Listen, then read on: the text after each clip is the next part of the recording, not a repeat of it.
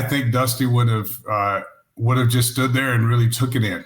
Just took it in, smiled, and just took it in, and been proud in a moment where he wasn't necessarily the American Dream Dusty Rhodes. He was just a proud father. That's what I see. Hello again, everybody, and welcome back to the Wrestling Time Machine. I'm your host, Mac Davis, along with WWE Hall of Famer Teddy Long. And right now, to talk about the main events from WrestleMania Night 2 with Cody Rhodes and Roman Reigns is a friend of Cody Rhodes, somebody who's basically kind of like family within the Cody Rhodes family, Ray Glacier Lloyd. Ray, how you doing, brother? Hey, Teddy and Mac, how you guys doing?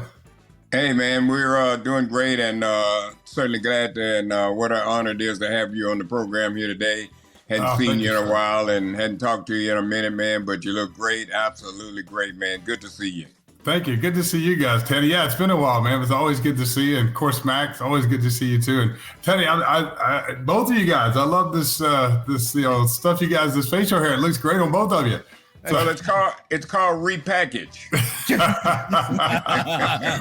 Maybe I need to do a little bit of that. Yeah. Well, wouldn't hurt. Wouldn't hurt. Yeah, that's what I'm saying. Ray, I know how close you were with Dusty, and I know how close you are with Cody as well. Yeah. On Sunday night, after everything played out, what were your emotions watching that match? You know what? It's funny because as the match, kind of played out, obviously, I was hoping it all worked out for Cody, and but I remember I was sitting there and I literally, it was just it was a very surreal moment. I remember just sitting there and just smiling, just smiling, and I did a podcast last night and I talked about this is that the thing that I took away, and it's funny, I watched.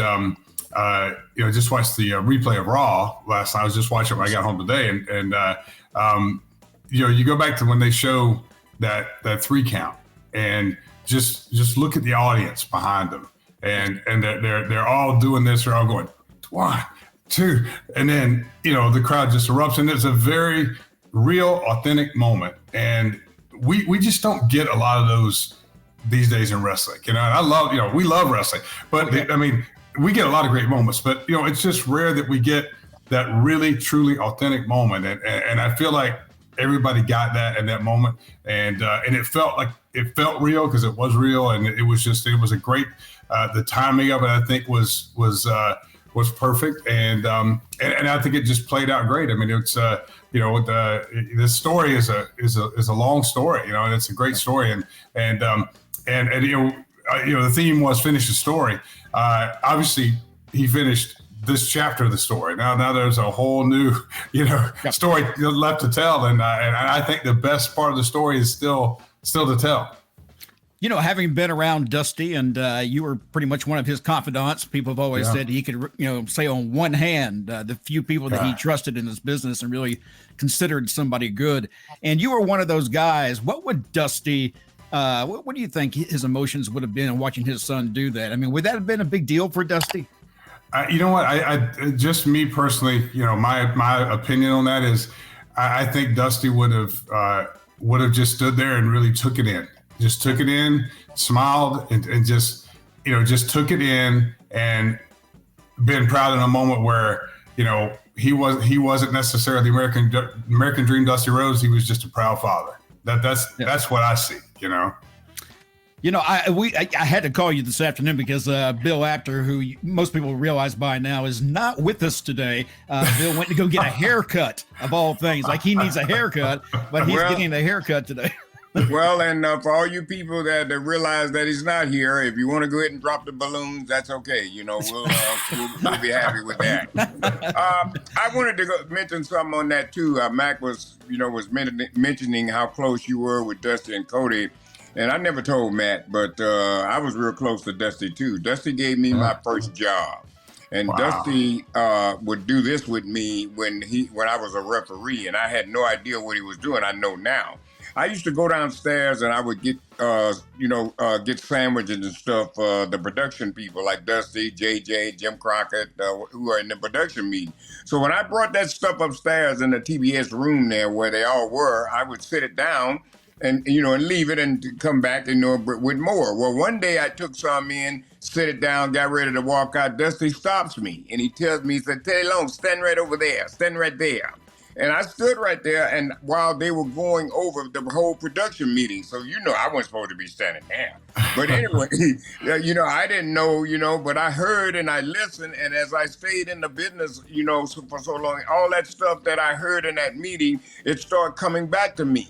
Yeah. Then I started realizing why I don't know whether that was the reason he stood me in there for me to learn or to whatever, but I appreciate that because I did learn from that, and I felt real special for him just to pick me, to stand in that meeting. And I remember one time me and him was in catering, and I thanked him for what he done, and he told me, he said, no, Teddy Long, thank yourself. You did it all, baby. You did it. And I was there with Cody when he was a little bitty boy playing the Little League football. Yeah. Dusty was the coach for the football team, and it was a block from my house at Milford Park. Yeah. So I used to go there, sit and watch Cody play Little League football match. Okay, so Glacier's not the only person that knows Cody and Dusty, all right?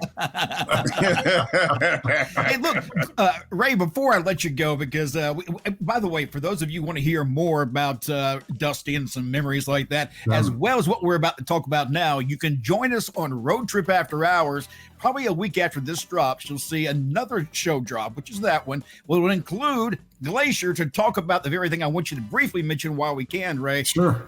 The Unbreakable Bunch. Aliens come to attack the Earth, and only people who can save us are wrestlers. Is that right? Absolutely.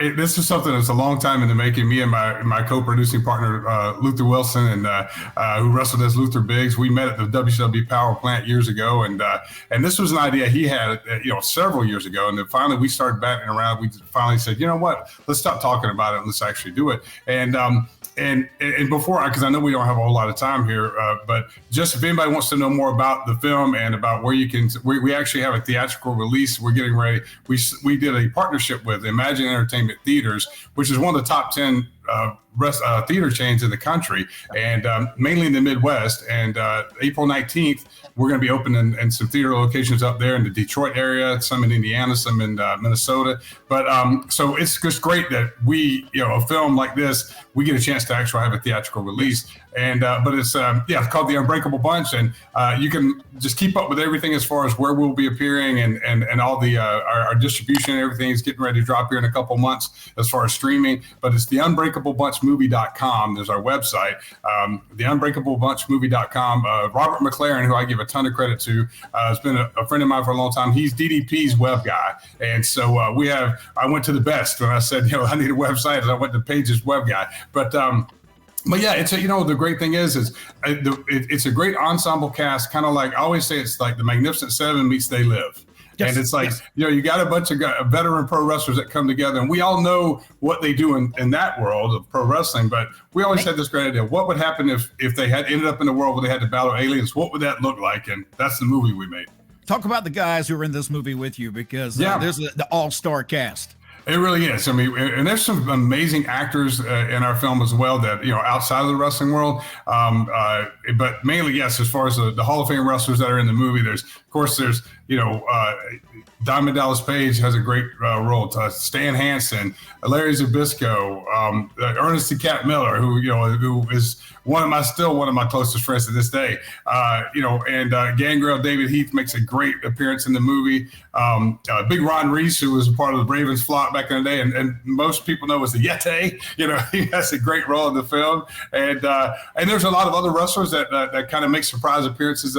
But we were really careful to make sure that everyone who appears in the movie, there's a reason for them to be there. It's not just, and we really worked really hard on this film. But mainly, the main one I want to make sure to say is obviously Luther and I have a great role, but the great Tonga Fafita, Haku, or Ming as he was known, has a great role in the film. And we were just thrilled to death to actually make a movie where people always, they know the reputation, they know the stories, but we certainly show that tough guy side of him in the film, but there's also a very different side that, the kind, caring soul that he is. We get to show that side of the movie in the character in the movie too, which is really, that's the thing that real quick, that I just want to say that we made this movie. I know we'll talk a lot more next week, is we wanted to make a movie that was something that anyone connected to professional wrestling, whether it's a fan, whether it's guys like us who have been involved in the business, we wanted to make a movie that made everyone feel good about being a part of professional wrestling. And this movie doesn't poke fun at wrestling. It's not about the dark side of wrestling.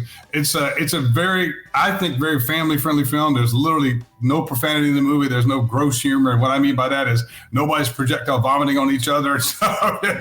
But there's a lot of action. There's a lot of wrestling. At the end, when we battle, we have this battle with the aliens. There's gunfire. There's explosions. So, and there's even a little bit of makings of a love story in there. So it's it's a great, we feel like we came up with a great story, a great cast, a great film that's a lot of fun, and that's what we wanted to make. A movie that's just a fun ride for about an hour and a half that people can, that like I said, are associated with pro wrestling, can feel good about being associated with pro wrestling, because we paint wrestling in a very positive light in this movie. Very cool. Our show is very much that way, Ray. Yes, I know. We tried to keep it on, without getting dirt in the, in the mix and everything. Yeah. So it's all about having fun. It's time to have some fun.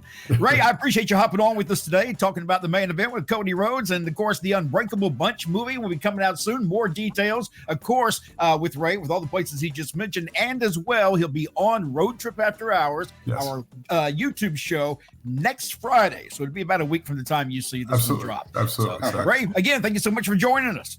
Mac, thank you. Mr. Teddy, always great to see you, sir. Oh, no problem, Ray. Thank you, player. Yes, sir. Thank you, guys. Thank you. All right.